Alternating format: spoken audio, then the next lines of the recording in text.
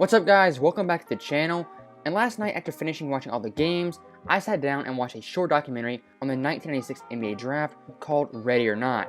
It was a very interesting documentary.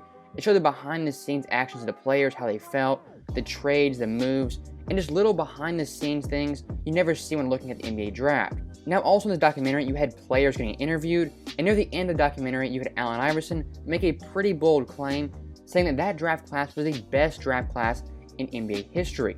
So today we're going to be diving into that topic. What is the best draft class in NBA history? I think the 96 draft is definitely one of them, but I think there's two other draft classes that might have something to say about that. Now before I get into this video, if you haven't already subscribed, make sure you do so, and if you could like this video, I'd greatly appreciate it. So with that being said, let's get into the video. So in this video today, I'm going to look at three different NBA draft classes, those three being the 84 draft, the 96 draft, and the 2003 draft. I think those three draft classes are the best in NBA history, and I think there's a very interesting debate to be had about which one of those is the best of all time. Now, we're going to go in order, and we'll look at the 84 draft first. This draft class was absolutely stacked with Hall of Fame talent. At the number 3 pick, you had Michael Jordan, the player I believe is the best player in NBA history. His career resume is outstanding, a 6-time NBA champion, 6-time Finals MVP, a 14-time All-Star, 5-time MVP, and just tons and tons of accolades, and is one of the most influential players of all time. Also, you have Hakeem Olajuwon, who was the first pick in this draft, and I believe is a top 10 player of all time. And Hakeem's resume is also outstanding, a 12-time All-Star, 2-time Finals MVP, a 1-time MVP, 2-time Defensive Player of the Year, and a 2-time Finals MVP, and is widely regarded as the most skilled big man in NBA history. Also, we had the round mound to rebound Charles Barkley at the 5th pick, who I believe is a top 25 player of all time, and Charles is one of the best undersized power forwards of all time. He's a 1-time MVP, 11-time All-Star, 11-time All-NBA member, and he made the finals once with the Phoenix Suns. Now, the last Hall of Famer you had in this draft was John Stockton, the NBA's all-time assist leader, and he was the 16th pick in this draft, and I believe a top 30 player of all time. And Stockton was a part of the great duo of Stockton and Malone, and he had extremely great longevity, being a 10-time All-Star, a 9-time assist champ, and a 5-time All-Defensive member. Now those players right there are the Hall of Fame and the best players from this draft class, but also in this 84 class, you have some very good borderline All-Star players.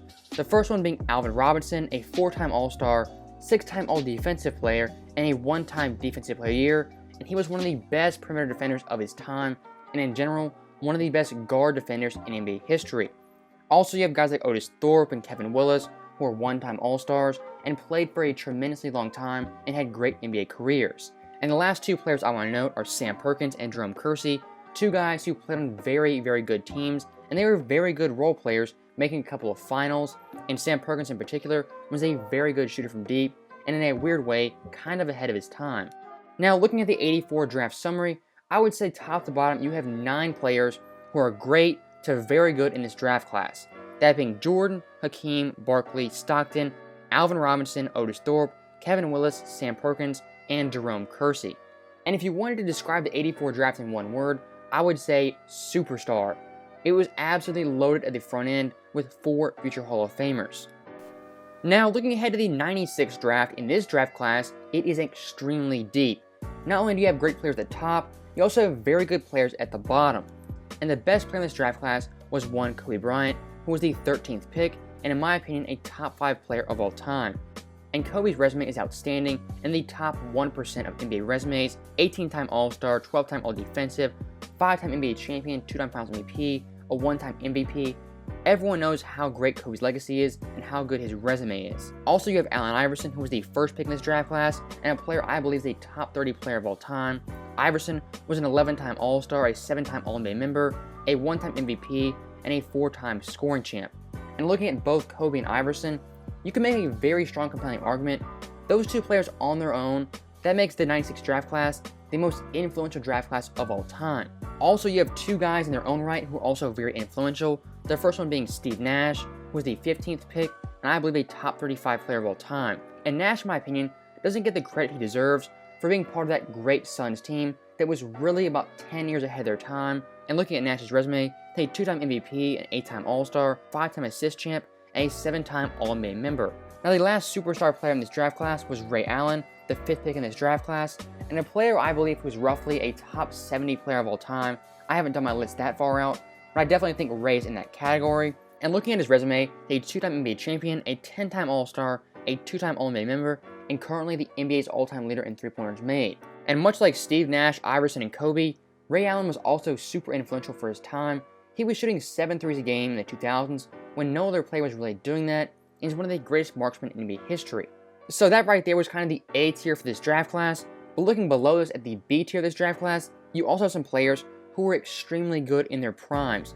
Stephon Marbury and Antoine Walker, two guys in the early 2000s who were perennial all-stars and a part of some very good teams that made some decent playoff runs. Also, you have Shareef Abdur-Rahim, who in his prime was giving you 20 points per game before injuries, and a very solid player on some pretty good Hawks teams. And the list just keeps going on and on. You have Peja Stojakovic, another player who was ahead of his time, a sniper from deep, and one of the league's best shooters of all time. You have Marcus Camby, a very unique talent, who's a top pick in this draft class, and a force on the defensive end, a 4-time block champ, and a 4-time all-defensive player. And in 2007, when people thought he was past his prime, he actually won the Defensive Player of the Year award.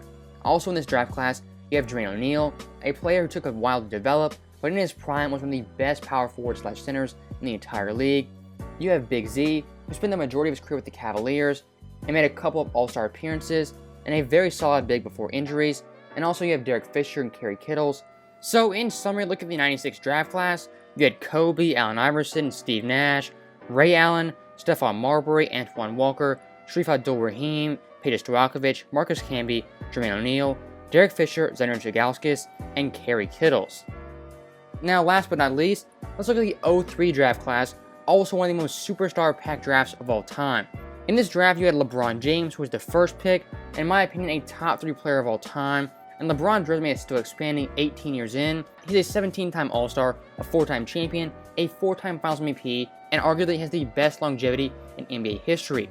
Also, you have D. Wade, who was the 5th pick, in my opinion, a top 25 player of all time, whose resume is also very impressive, a 13-time All-Star, 3-time champion, 1-time Finals MVP, and an 8-time All-NBA player, and before injury, he was the 2nd best shooting guard in the NBA, behind one Kobe Bryant. Also with the 3rd pick, you had Carmelo Anthony, a guy who was top 50 to top 55 all time, one of the best scorers in NBA history, and looking at his ISOs and his one-on-one play, you could argue he's one of the top 5 best one-on-one players of all time, and he's a 10-time All-Star, 6-time All-NBA member, and a 1-time scoring champ.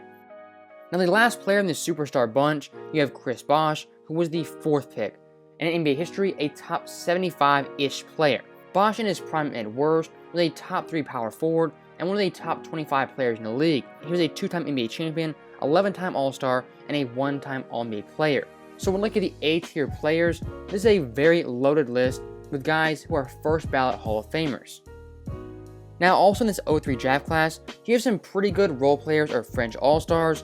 You have Mo Williams, who's a 1-time All-Star and a teammate of LeBron James, and in his prime, can give you 17 points per game on pretty good efficiency. You had David West, who was always solid and played on some very good Hornets teams. You had Josh Howard, an integral piece of the Dallas Mavericks in the early days with Dirk. You had Chris Kaman, who was a 1-time All-Star for the Clippers. You had Kirk Hinrich, who had a really long career and was always solid and played tough. Leandro Barbosa, the Brazilian Blur, who played on some very good Warriors teams and won a couple of championships. You have Kyle Korver, one of the best shooters of all time. Boris Diaw, one of the reasons San Antonio won the championship in 2014 is he played great in that series and great in the playoffs. Also at the very end, you have 2 guys who are kind of infamous, that being Zaza Pachulia and Kendrick Perkins. Zaza for his dirty play, and Kendrick for his awful basketball takes. So looking at the 03 draft class, it's a heavy balance of superstars as well as some French All-Stars with some very good role players who had long-lasting careers. So that right there was the summary of the 84 draft class, the 96 draft class, and the 2003 draft class. 3 of the most stacked drafts in NBA history, and I believe the 3 best draft classes of all time. Now to get down to the fun part of this video, let's decide which one is the best out of these 3 and which one is the worst. And the first thing I want to do when deciding that is look at these superstar players in these draft classes. On your screen right now, you can see the best players, the Hall of Fame locks from all these draft classes. And when looking at all 3 of these, I think the 84 draft class has the best superstar talent and the best top-end talent. You have Jordan and Hakeem, who are 2 top 10 players of all time, and Stockton and Barkley, who at the worst are 2 top 30 players. The 96 draft class has Kobe, but I think Iverson is a tier below Hakeem. I think Steve Nash is a tier below Barkley. You have the 03 draft class, you have LeBron James, who's a certified top 3 player of all time. You have D Wade, who's a top 25 player, and Carmelo and Bosh, who are around the top 50 to top 70. So looking at the superstar talent, all these draft classes, I would say the 84 draft class has the edge in that category. Now, superstar talent in a draft class is definitely something that matters, but also something that matters is how deep your draft class is. So looking at the 84 draft class, you had Alvin Robinson, Otis Thorpe, Kevin Willis, and Sam Perkins. Alvin Robinson is the best player out of those 4. Otis Thorpe and Kevin Willis were one-time All-Stars, and Sam Perkins was a very good role player. But I think the 84 draft class definitely lacks when it comes to depth, and I think the 96 draft class absolutely dominates in that category. I mean, you have Stephon Marbury, Antoine Walker, Sharif Abdul-Rahim, Peja, Marcus Camby, Jermaine O'Neal. I mean, the list goes on and on. There's so many all-star caliber players in that draft class, and it's arguably the deepest draft class in NBA history. Now, the 03 draft class in its own right has some very good depth, but unlike 96, the quality of those players is definitely a level below, and 03 top to bottom, when it comes to role players, may have more than 84, but once again, the quality of the 84 draft class and their role players is better than the 03 draft class. Now I'll take the best part of this video, my final verdict on which is the best draft class out of these 3. Top to bottom, looking at superstar talent, as well as depth, and overall quality of the players, I would say the 84 draft class is the best draft in NBA history. Not only do you have the great superstars at the top, you also have quality role players and quality borderline all-stars at the bottom, and I think it's the most well-balanced out of all these 3. At number 2, I would put the 96 draft class. I think it's by far the deepest draft class, and I think you also have some very good top-end talent, as well as around the middle. You have guys who are perennial all-stars in their prime, and at the back, you have some very solid role players who had long-lasting careers.